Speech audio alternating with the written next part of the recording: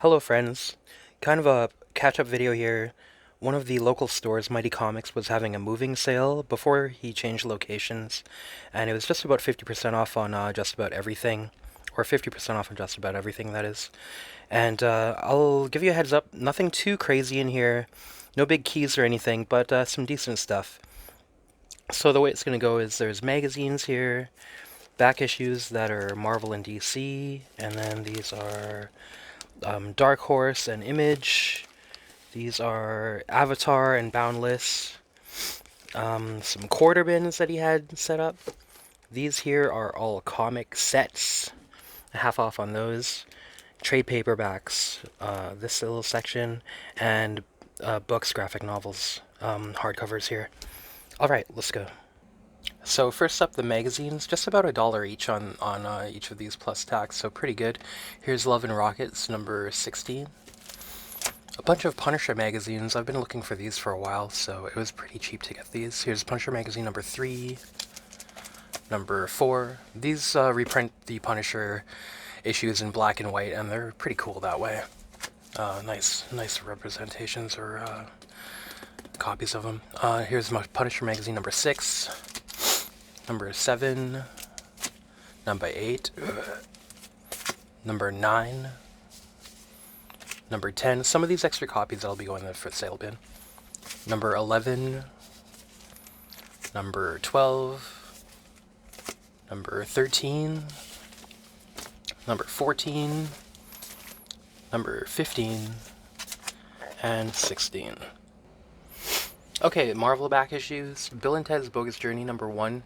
This is actually some early Evan Dorkin, and $2.95 cover price, so $1.50. This was all half off the US cover price unless otherwise marked. Pretty good. Excalibur, Mojo Mayhem, some Art Adams. What's the old price on this? $4.50 US, so $2.25. And another copy. Both pretty minty, so one for the for sale bin for sure. Excalibur Special Edition, another prestige format. Mad Balls number 2. These used to be kind of fun to read as a kid. Let me see if I can kind of remember the names of them here even. Dusthead? Hornhead? Skullface or Skullhead? Screamin' Mimi, the baseball. Oculus Orbis, the eye. Arg, I think is that guy's name, and that's Splitting Headache. Am I getting that right? I'm going way back in the memory vaults, just for fun. These are all just full of puns and like silly jokes, so we'll see how they hold up all these years later, but fun style. Army at Love, number 1, some Rick Veitch and Gary Erskine. John Constantine, Hellblazer, number 2. Just gonna try to I'm familiar with like the first 200 issues or so of Hellblazer, but after that, I'm kind of just dipping in, see how it is. Preacher Special, One Man's War. This is the Hair Star story. I think this is the second copy. Preacher Special, Tall in the Saddle, another extra copy. Just go for the for sale bin. David Lapham's Young Liars, number 7, number 8, and number 9. Some Dark Horse and Image here, going for Hellboy in Hell, number 5. Hellboy in Love, number 1. Hellboy in Love, number 2. Hellboy, The Return of Effie Kolb. You might remember Effie Kolb was the main witch in the Crooked Man series, right? Different artists on this one. Looks like Zach Howard with colors by David Stewart. So it might be interesting to read this one. She was an interesting character, of course. Return of Effie Kolb, number 1, and number 2 of 2. Some Image. Just getting that cheesecake just for the fun of it. J. Scott Campbell, Gen 13, number 5. I think that's volume 1. Number 3 is volume 2, I believe.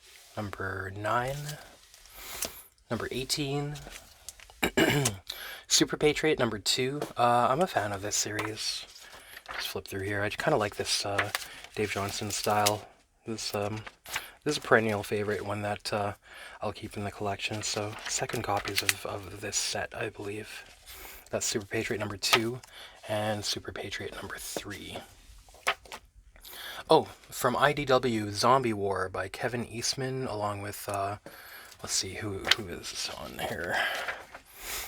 Kevin Eastman and Tom Schoolan on the story, and Kevin Eastman and Eric Talbot on the art. You know I'm a fan of that. Just gonna show a couple splash pages or 2-page spreads here, just for the homies. You know, you gotta love Eastman and Talbot. I'm not familiar with this series, and I know it's number 2 of 2, but even though I'm missing number 1, I got it, and I think this was reprinted in that Ronin Bebop trade paperback that I got as well. Okay, to continue.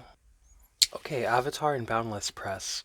A publisher that I actually wasn't too fond of at first, but the more familiar I get with them, the more I do like them, and they are one of my favorite kind of publishers, I suppose. Here's the anthology series, Cinema Purgatorio, number 1, with Christos Gage, Gabriel Andrade, Garth Ennis, Mauro Caceres, Max Brooks and Michael DePascal, Kieran Gillen and Ignacio Calero, Alan Moore and Kevin O'Neill. So a lot of good names on this one. It'll be fun to check out. Crossed Badlands, issue 25, the torture cover variant. This is it Raul Caceres' cover? It looks like. Crossed 100, number 8. It's a wraparound cover, I think, right? Yeah.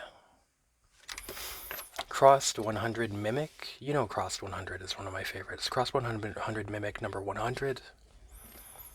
The regular cover. Crossed 100 Mimic, number 2, the regular cover.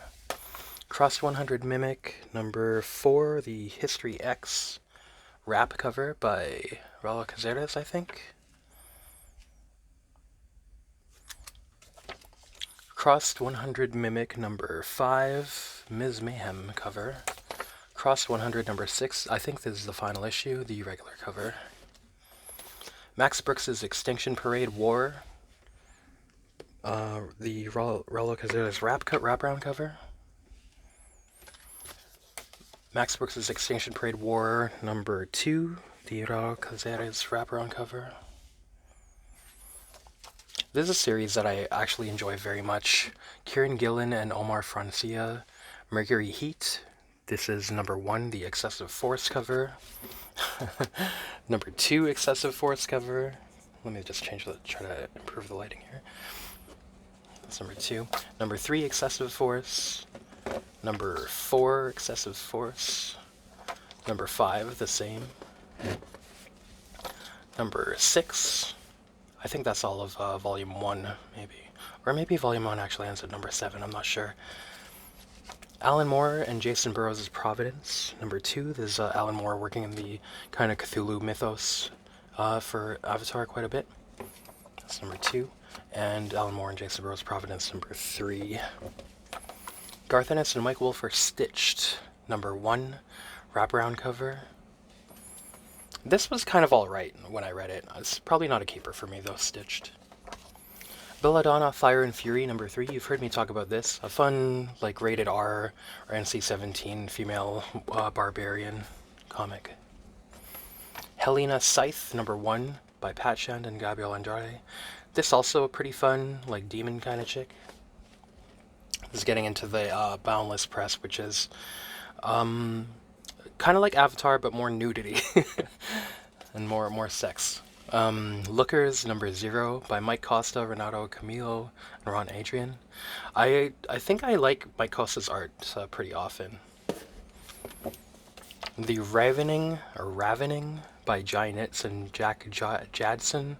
Are these some, like, I think I remember reading this, and they're like vampire royalty, and there's some intrigue of people trying to, other vampires trying to take over from them and fighting, and yeah, more sex and violence from Boundless Press. Unholy, number 1, by Kristen Zarnian and Raul Caceres. This has some pretty batshit art in it. Don't get flagged here, but crazy stuff. You've heard me sing the praises of Raul Caceres before, and it's pretty wild.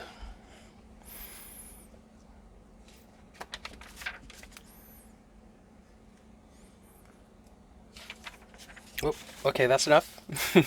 Okay, moving on. Okay, on to some quarter bins that were set up. From DC, the House of Mystery number 321, the final issue of the normal House of Mystery series. From Charlton Comics, some Charlton Horror, Scary Tales number 26. A beat-up copy of Return of the Jedi number 1. I'll probably just try to flip this or something, or give it away to a kid or something for Halloween or that kind of thing. The giveaway box. Weird Western Tales number 23 presents Jonah Hex. I do like this era of Weird Western Tales and Jonah Hex. It's kind of a high point, maybe.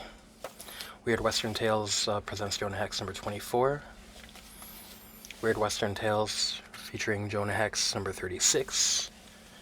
It's Midnight, the Witching Hour number 57. The First X-Men by Neil Adams, Christos Gage, and Matt Wilson. That's number 1. And number 3. Some indies from the quarter bins.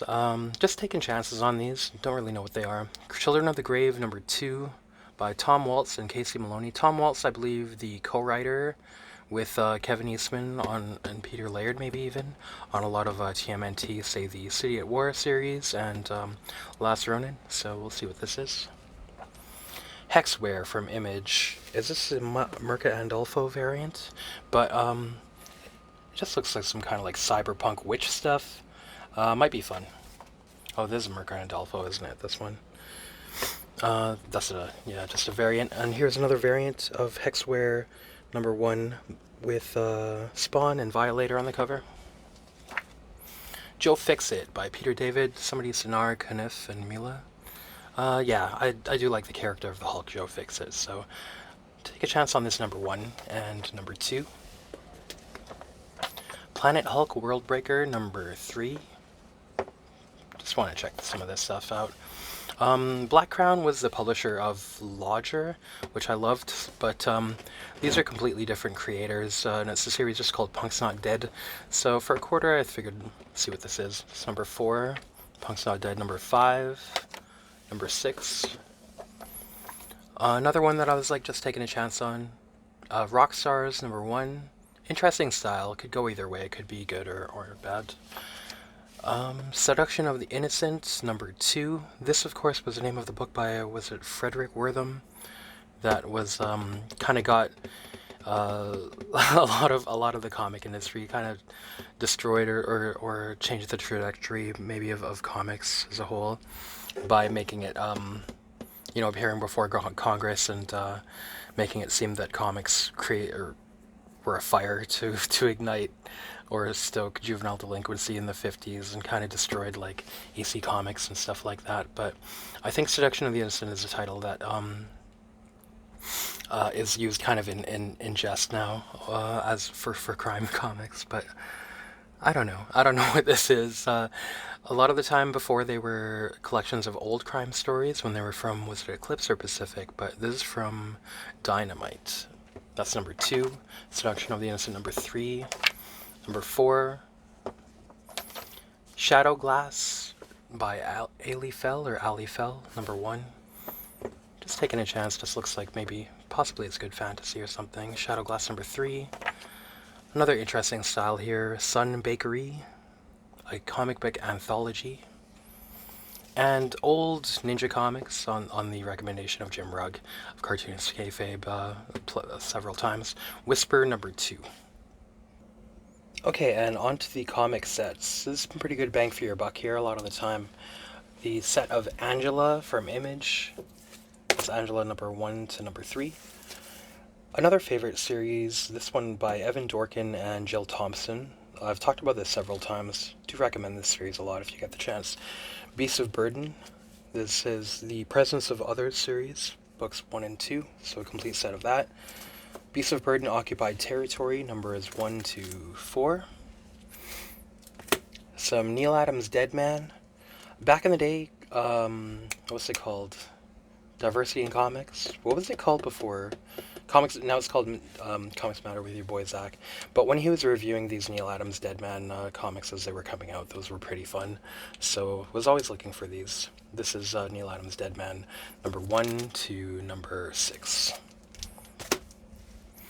A little bit older Warren Ellis. This is Down, a crime comic. I'll have to revisit this. I remember thinking it was like kind of just maybe. Number 1 and to number 4.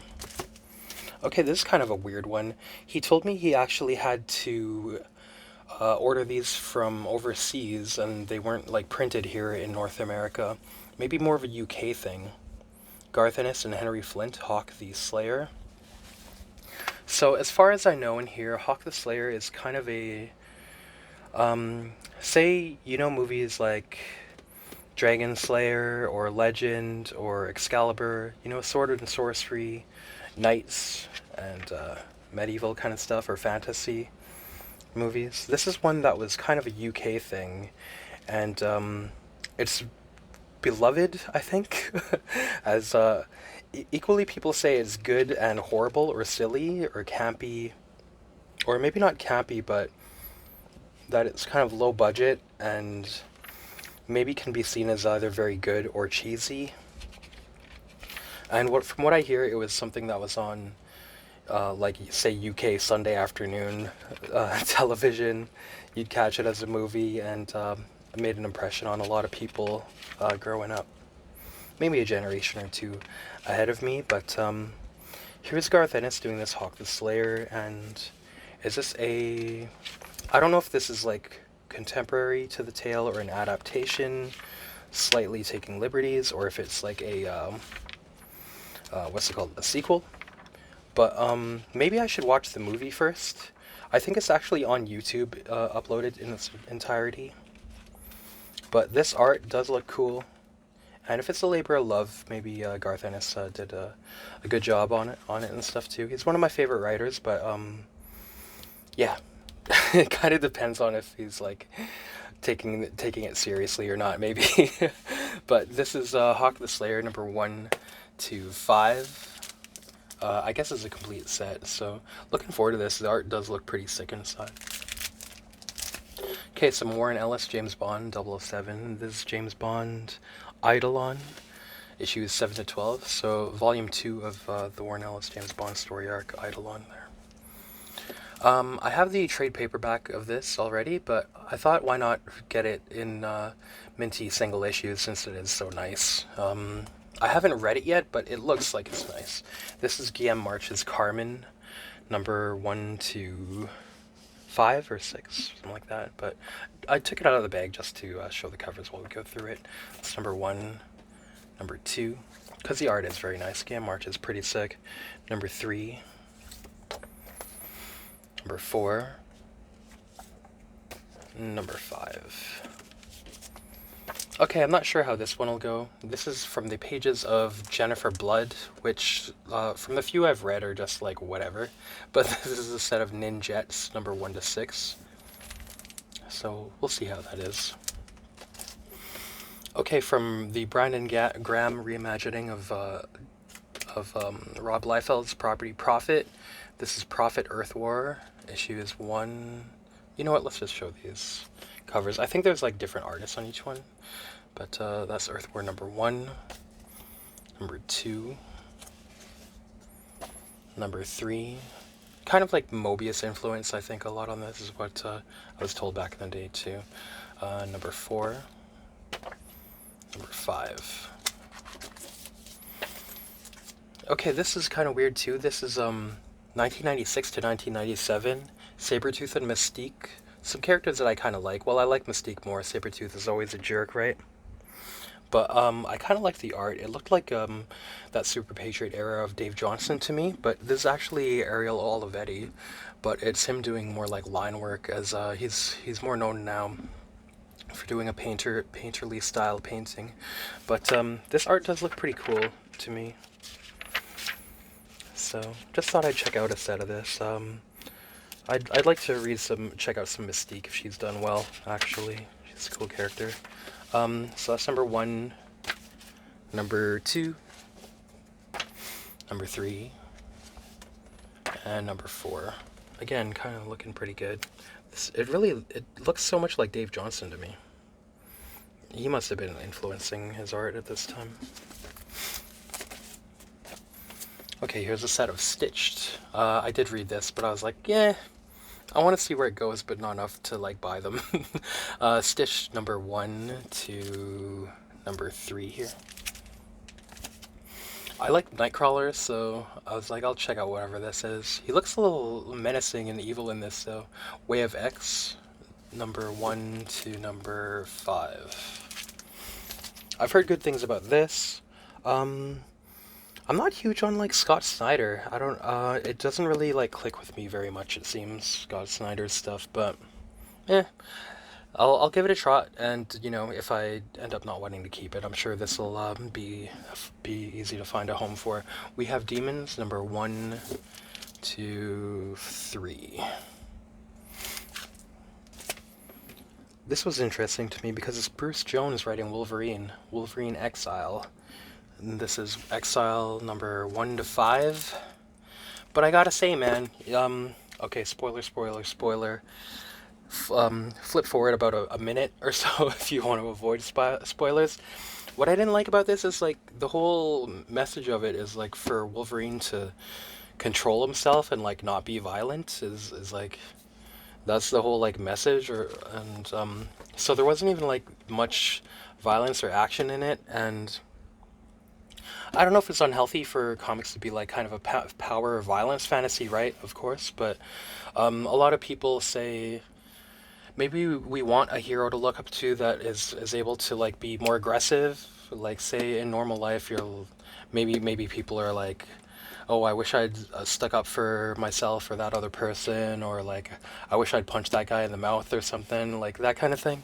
Like why can't we have our heroes do that for us? Let us have some steam worked off, or like how how controlled and cucked out do we have to be that our comics have to be like, oh, Wolverine is always just trying to control himself, like, and not be violent? Like, what, just, damn, come on, Bruce Jones. You let me down on this one. But, yeah, so not a keeper. That was Wolverine Exile. And I know it's unhealthy to blah, blah, blah, blah, fantasize about violence and stuff. Just give me some violence, so goddamn it. This one had some violence. Return of Wolverine, number 1 to number 5. And there's Charles Soule with Steve McNiven and Declan Shalvey in the middle. It starts off pretty strong. The Steve McNiven art has a strong Barry Windsor Smith influence. Like, this looks so sick, man. The art in issue number 1. This is fucking sick, man. God, motherfucking damn.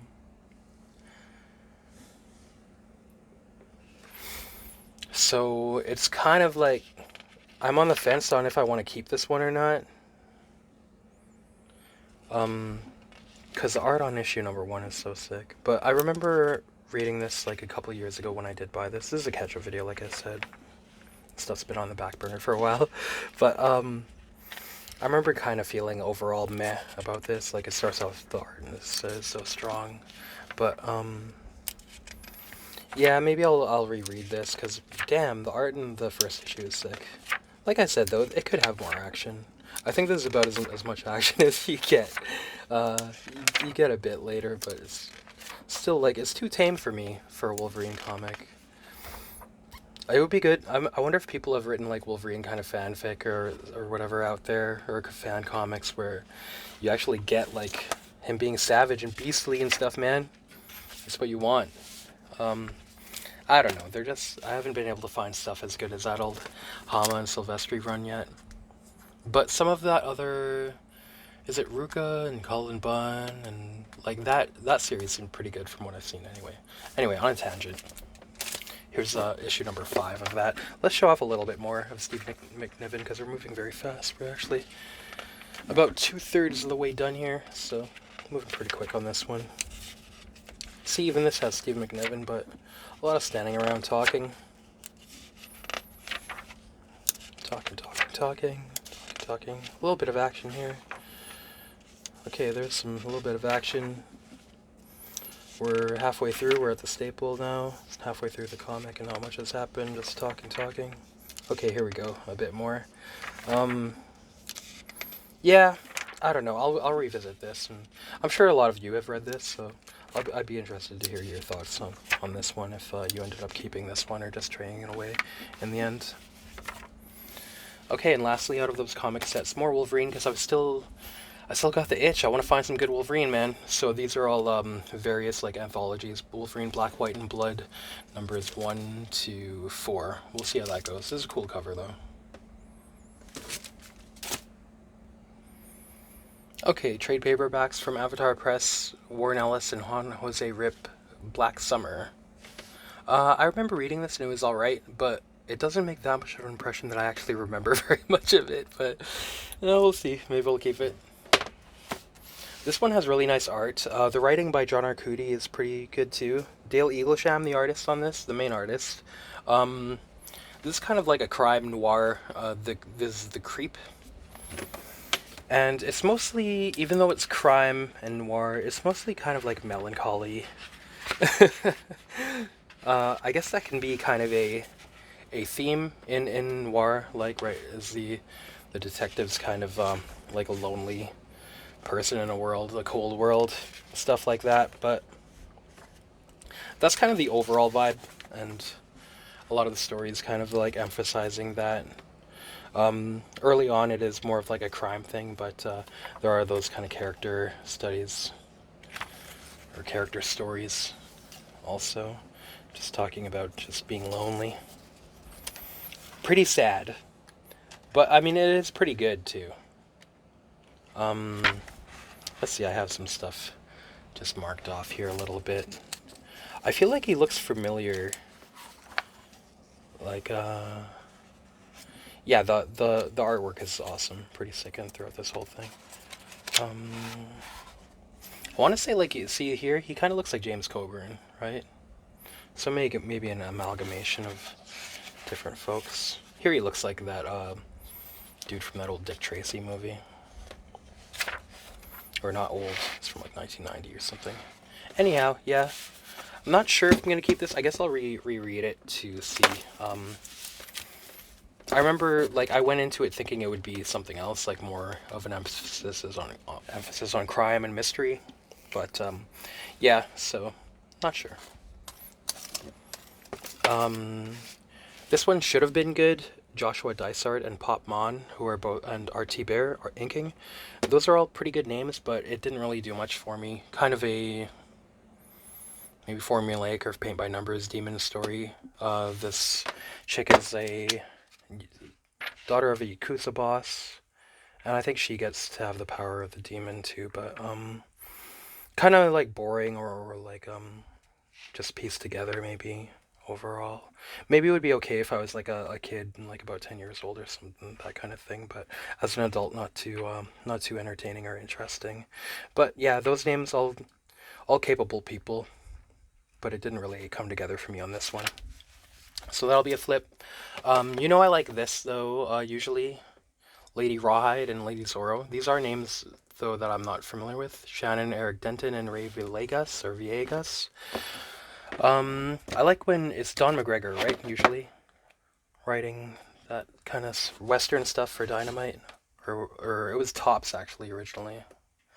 Sorry, it's a little bit hard to hold these pages open, but this art does look good anyway. So we'll see how it goes.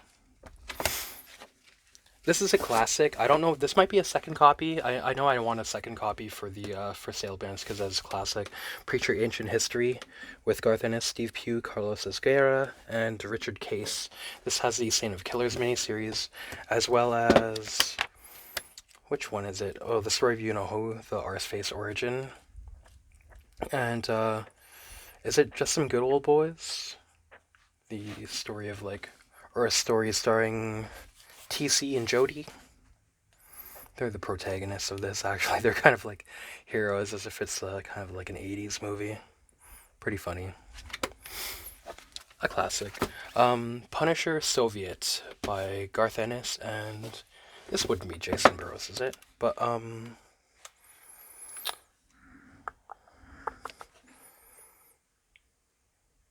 yeah, Jason Burrows.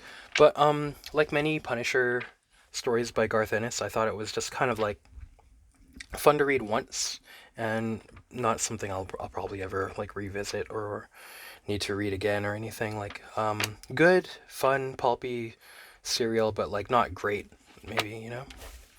So nothing too much against that. That kind of was like the the modus operandi of comics back in the day, right? Like way back is kind of like that's why you don't find stuff from like the old days because they were kind of just disposable, almost like newspapers where you just like read it daily or weekly and then just like throw it away, just kind of forget about it.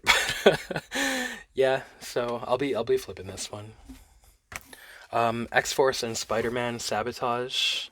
This reprints that little is it was a 3 issue arc that went through like X Force and Spider Man with Rob Liefeld and Todd McFarlane. X Men Forever. This is X Men Forever number 3. I think this is the one that like it picks up where Claremont left off, right? Back in the 90s. I think that's the deal. Okay, continuing. Okay, lastly, the hardcovers. The Boy Commandos by Joe Simon and Jack Kirby, Volume 2. This is like a war comic, but it's starring like kids, right? Not too sure about this, but I've heard that it actually was like a top seller next to Batman. Like this was number 2 back in the day in like the 40s or something. Kind of interesting. Um, I usually wouldn't. This usually wouldn't like set off my radar or anything, but for half cover price, that's a good value. So I'll be able to, if I don't want to keep it, I'll be able to get value out of it again. This is kind of cool to get for El Cheapo because it's a signed edition, signed by David Lapham. This is Cross Psychopath, which is a highlight of the Cross series as well, like one of the better story arcs. So, yeah, and Raulo Casares is an artist that I'm quite fond of or have a lot of respect for. There's that Lapham signature. Cool, man. Cool. An issue of, or hardcover of No Hero by Warren Ellis and Juan Jose Rip. Marvel Masterworks presents Rawhide Kid Volume 2. This is kind of cool as well. Another one that should be pretty high value, so to get it half off US cover price is pretty good. Yeah, some Jack Kirby and Jack Davis old Western stuff, so might be very good. We'll see. Just taking a chance on this. I'm not familiar with this character very much, but Wonder Woman by Jill Thompson. This is Wonder Woman, the True Amazon in the hardcover. So yeah, we'll see how that is. Okay, so kind of a short video today because we didn't go too in depth in anything, but I'll give some short videos for those folks who want them once in a while.